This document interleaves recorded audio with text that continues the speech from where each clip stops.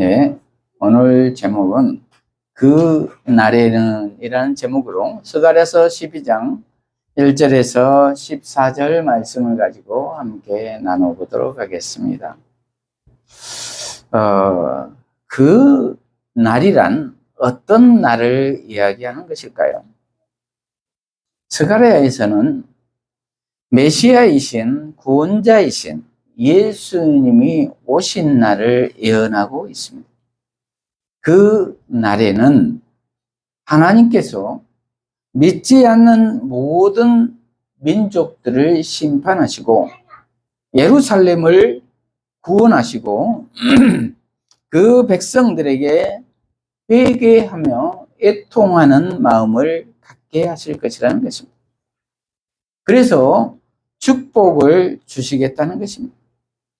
그러나 그렇지 않는 사람들, 순종하지 않는 사람들은 심판을 하시겠다는 것입니다.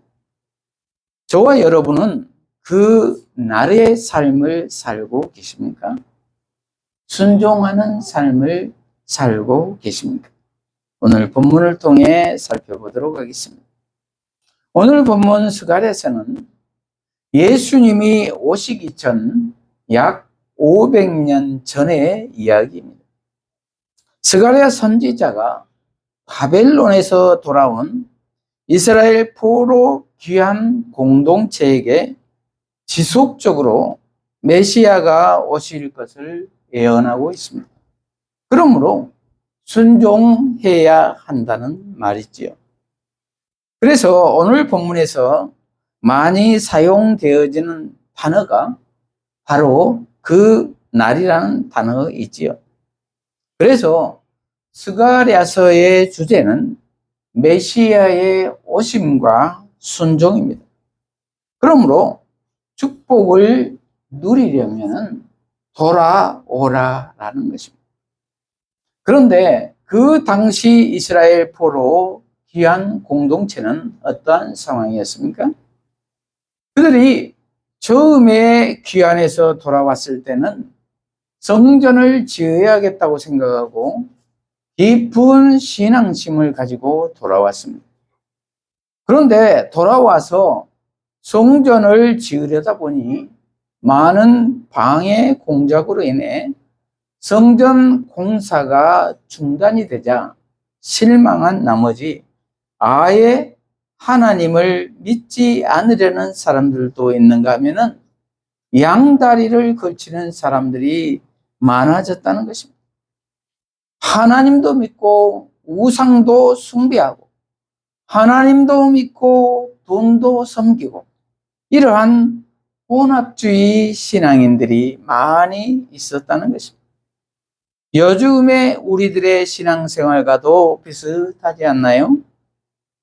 그럴 때에 스가랴 선지자는 이제 마지막 때가 거의 가까이 왔다고 예언하고 있는 것입니다. 그러니 너희들은 실망하지도 말고 그 날에는 주님이 통치하시고 구원해 주시니 회개하고 돌아오라는 것입니다. 그러므로 순종하는 삶을 살아야 한다는 말입니다. 오늘 본문을 통해 살펴보도록 하겠습니다. 그 날에는 첫째로 모든 민족들을 심판하실 것입니다. 모든 민족들을 심판하실 것. 1절부터 보면은 이스라엘에 관한 여호와의 경고의 말씀이라. 여호와 곧 하늘을 펴시며 땅에 터를 세우시며 사람 안에 심령을 지으신 이가 이르시되 그랬습니다. 여호와가 이스라엘에게 경고의 메시지를 보낸 것입니다. 왜일까요? 그들이 혼합주의 신앙으로 일관하여 거짓말과 우상 숭배로 일관하기 때문이었습니다. 그래서 여호와가 말씀하셨다고 했는데 여호와를 어떤 하나님으로 정의를 하고 있습니까? 하늘을 펴시며 땅에 터를 세우시며 사람 안에 심령을 지으신 이라고 표현하고 있습니다. 하늘을 만드시고 땅을 만드시고 사람, 즉 아담을 만드신 하나님, 온 우주의 창조주 하나님이시라는 것이죠. 그 어미하신 하나님이 말씀하신다는 것입니다. 그러므로 온 우주 만물들은 들으라는 것입니다. 들으라. 2절, 보라, 내가 예루살렘으로 그 사면 모든 민족에게 취하게 하는 잔이 되게 할 것이라. 예루살렘이 에워싸일 때에 유다에까지 이르리라. 이렇게 기록하고 있습니다. 2절을 세번역 성경으로 보면은 이제 내가 예루살렘을 잔으로 만들어 주변의 모든 민족을 취하게 하고 비틀거리게 하겠다. 예루살렘이 포위를 당하는 날에는 유다의 여러 성읍들도 다 포위를 당할 것이다. 이렇게 번역하고 있습니다. 이제 내가 예루살렘을 잔으로 만들어 도구로 써서 주변의 모든 민족을 취하게 하고 비틀거리게 하겠다는 것입니다. 멸망시켜 버리겠다는 것입니다. 하나님이 손을 대시겠다는 것입니다. 그럴 때에 그 여러 나라들은 예루살렘과 유다를 포위하고 치러 올 것이라는 것입니다. 하나님을 대적하는 것이죠. 3절, 그 날에는 내가 예루살렘을 모든 민족에게 무거운 돌이 되게 하리니 그것을 드는 모든 자는 크게 상할 것이라. 천하 만국이 그것을 치려고 모이리라. 이렇게 기록하고 있습니다. 그 날에는 예루살렘을 모든 민족에게 무거운 돌이 되게 하신다는 것입니다. 그래서 그것을 드는 자는 크게 상할 것이라는 것입니다. 천하 만국이 예루살렘을 치려고 왔을 때에 내가 예루살렘을 무거운 바위가 되게 하여 밀어도 끔찍도 하지 않겠다는 것입니다. 그리고 무리하여 들려고 하는 나라들은 누구든지 상처를 입게 될 것이라는 것입니다. 하나님이 보호해 주실 것이라는 것입니다. 즉 예수 믿는 자를 치려고 하는 자는 다 상처를 입게 될 것이라는 것입니다. 그리고 아무리 흔들려고 해도 꿈쩍도 하지 않을 것이라는 것입니다. 이 얼마나 감사한 일입니까? 우리를 아무리 대적하는 세력이 있더라도 아무 흠집도 낼 수가 없다는 말입니다. 예수 안에 있으면 말입니다. 그날이 오면, 예수님이 오시면 말입니다. 예수님을 영접하면 말입니다. 그러므로 저와 여러분은 온전히 예수님 안에 있어야 할 줄로 믿습니다. 4절, 여호와가 말하노라. 그날에 내가 모든 말을 쳐서 놀라게 하며 그 탄자를 쳐서 미치게 하되 유다 족속은 내가 돌보고 모든 민족의 말을 쳐서 눈이 멀게 하리니. 이렇게 기록하고 있습니다. 그 날에, 예수님이 오시는 날에 내가 모든 말을 쳐서 놀라게 하며 그 탄자를 미치게 한다는 것입니다. 말은 힘을 상징하지요. 모든 힘 있는 것들을 쳐서 놀라게 한다는 것입니다. 그 말은 시스템을 친다는 것입니다. 그리고 그 탄자를 쳐서 미치게 한다는 것입니다. 그 시스템을 주도하는 자를 미치게 한다는 것입니다. 그래서 유다 족속은 하나님이 돌보고 모든 민족의 말은 쳐서 눈이 멀게 한다는 것입니다. 모든 시스템을 무기력하게 해버린다는 것입니다. 하나님이 하신다는 것입니다. 놀라운 일입니다. 그래서 역대하 20장 15절에 전쟁은 하나님께 속한다고 말하고 있죠. 그러므로 우리는 어떤 어려움이 있더라도 두려워할 필요가 없다는 것입니다. 왜냐하면 하나님께서 하시니까 말입니다. 저와 여러분은 어떻습니까? 오직 예수 안에 있는 저와 여러분이 되시기를 바랍니다. 둘째로 예루살렘을 구원하실 것. 예루살렘을 구원하실 것. 5절 유다의 우두머리들이 마음속에 이르기를 예루살렘 주민이 그들의 하나님 만군의 여호와로 말미암아 힘을 얻었다 할지라. 이렇게 기록하고 있습니다.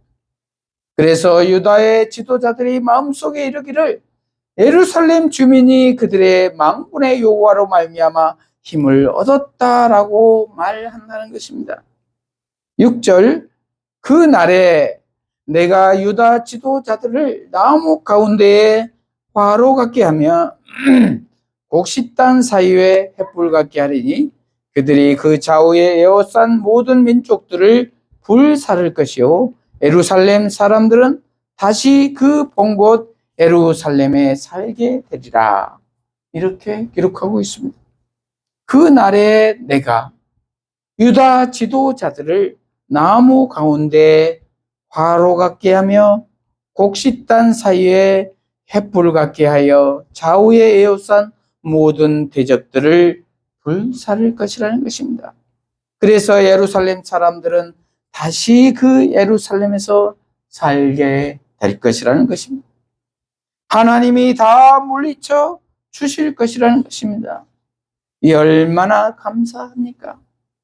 7절 여호와가 먼저 유다 장막을 구원하리니 이는 다윗의 집의 영광과 예루살렘 주민의 영광이 유다보다 더하지 못하게 하려 함이니라. 이렇게 기록하고 있습니다.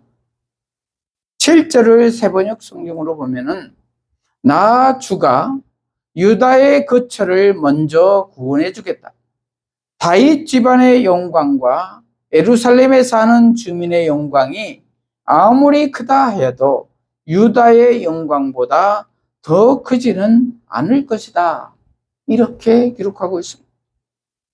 그런데 왜 다윗 집안과 예루살렘에 사는 주민의 영광보다 유다에게 더 영광을 먼저 주신다고 했을까요? 그것은 유다의 장막은 가난하고 연약한 시골 지역을 상징하는데 그에 비해 다윗의 집은 왕족, 예루살렘 주민은 도시 귀족과 부유층을 가리키기 때문입니다.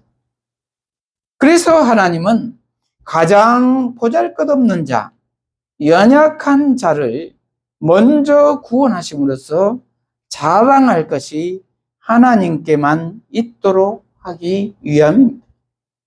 우선순위가 가장 보잘것없는 자, 연약한 자를 먼저 구원하시는 하나님이시라는 것입니다.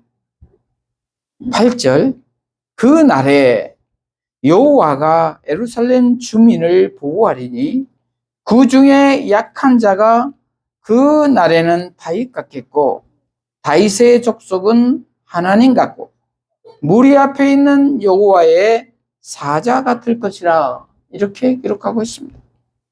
세번역 성경으로 보면은 그 날에 나 주가 예루살렘에 사는 주민을 보호할 것이니 그들 가운데 가장 연약한 사람도 그 날에는 다윗처럼 강하게 될 것이다. 다윗 집안은 하나님처럼 곧 백성을 인도하는 주의 천사처럼 그렇게 백성을 인도할 것이다. 이렇게 번역하고 있습니다. 그 날에는 이렇듯 약한 자는 강하게 하나님이 보호하신다는 것입니다. 그 날에는 이렇듯 다윗 집안을 하나님처럼 곧 백성을 인도하는 주의 천사처럼 그렇게 하나님이 쓰신다는 것입니다. 이 얼마나 큰 은혜입니까? 예수 안에 있으면은 다 그런다는 것입니다. 예수 믿는 사람들을 다 그렇게 쓰시겠다는 것입니다. 9절, 예루살렘을 치러 오는 이방 나라들을 그 날에 내가 멸하기를 힘쓰리라 이렇게 말씀하고 있습니다. 그 날에는 이렇듯 대적자들을 하나님이 멸하시기를 힘쓰신다는 것입니다. 내가 하는 것이 아니라는 것입니다. 그래서 전쟁은 하나님이 하신다는 것입니다. 그러므로 우리는 온전히 하나님께 맡기는 삶을 살아야 할 것입니다. 셋째로 애통하는 마음을 주실 것. 그 날에는 애통하는 마음을 주실 것이라는 것입니다. 10절, 내가 다윗의 집과 예루살렘 주민에게 은총과 간구하는 심령을 부어주리니 그들이 그 찌른 바 그를 바라보고 그를 위하여 애통하기를 독자를 위하여 애통하듯 하며 그를 위하여 통곡하기를 장자를 위하여 통곡하듯 하리로다. 이렇게 기록하고 있습니다. 세번역 성경으로 읽어드리면 그러나 내가 다윗 지방과 예루살렘에 사는 사람들에게 은혜를 구하는 영과 용서를 비는 영을 부어주겠다. 그러면 그들은 나 곧 그들이 찔러 죽인 그를 바라보고서 외아들을 잃고 슬피 울듯이 슬피 울며 맏아들을 잃고 슬퍼하듯이 슬퍼할 것이다. 이렇게 번역하고 있습니다. 구원자이신 메시아 예수를 찔러 죽인 것을 회개하고 애통하며 슬피 울며 용서를 구하는 영을 부어주시겠다는 것입니다. 그 날에는 그렇게 하시겠다는 것입니다. 그러므로 회개하고 애통하는 것도 은혜를 부어주셔야 할 수 있다는 것입니다. 그러므로 우리는 회개하고 애통하는 은혜를 부어주시라고 기도해야 할 것입니다. 이것이 축복이죠. 왜냐하면 애통함으로써 회개함으로써 죄가 예수 그리스도로 말미암아 사해지기 때문입니다. 그리고 구원받아 하나님 나라 백성이 되기 때문입니다. 그러나 그 당시 귀한 공동체는 그러한 마음이 없었다는 것이죠. 그냥 그저 그렇게 거짓말하며 타협하며 우상숭배하며 근근히 살아가고 있었던 것입니다. 그러므로 우리는 여기에서 벗어나 애통하는 마음을 달라고 기도해야 할 줄로 믿습니다. 11절, 그 날에 예루살렘에 큰 애통이 있으리니 무깃도 골짜기 하다드림몬에 있던 애통과도 같을 것이라. 이렇게 기록하고 있습니다. 그 날에 큰 애통이 있을 것인데 무깃도 골짜기 하다드림몬에 있던 애통과도 같을 것이라고 했습니다.